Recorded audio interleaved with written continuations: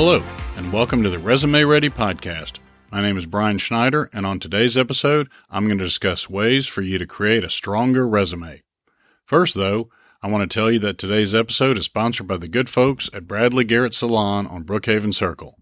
Getting my hair cut is one of my all-time favorite things to do, and Pam and Jana do an amazing job of helping you relax and feel at ease in their salon.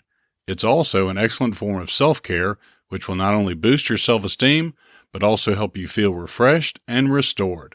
My family and our friends' families have gone to Bradley Garrett for years because the stylists know how to make you look and feel great.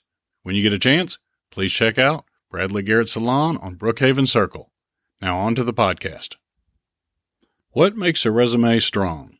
I would first like to talk about the idea of good and bad resumes.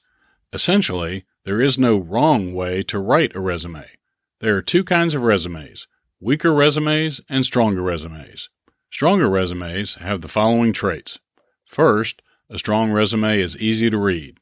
It has a certain flow and builds as the reader moves down the page. A strong resume should lead the reader down the page.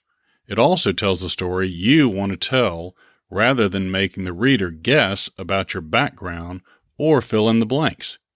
A strong resume is brief but contains details which help the reader understand ways you move the needle in your previous positions. Second, a strong resume conveys low risk, good fit, and high value, sometimes called the employer's trifecta. It should convey low risk by assuaging the reader's concerns that you could be a bad hire. It should help the reader feel like you would be a good fit with the company's culture, and it should create high value in the eyes of the reader by helping him or her recognize your ability to perform. Third, a strong resume should read as if it was written specifically with the exact vacancy in mind, tailored to the duties outlined in the posted job description. And fourth, a strong resume should contain 0 punctuation mistakes, typos, and grammar errors. And I do mean 0. I usually advise candidates to have at least 2 people proofread their resumes. Why does it matter? Focusing on techniques to create a strong resume helps the reader better understand the value you can bring to the position and assuages his or her concerns about you potentially being a risky hire. By ensuring your resume is as strong as possible, by focusing on aspects which make resumes stronger, you'll give yourself a competitive advantage so you can win the interview.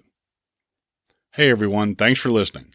For more information on the topics covered in today's episode and many others, please check out the articles on my LinkedIn profile, a link to which can be found in the show notes. If you feel today's episode was helpful, please consider sharing it with a friend and subscribing to the show. Tune in to Resume Ready next time when I'll be discussing why you should begin thinking like an employer.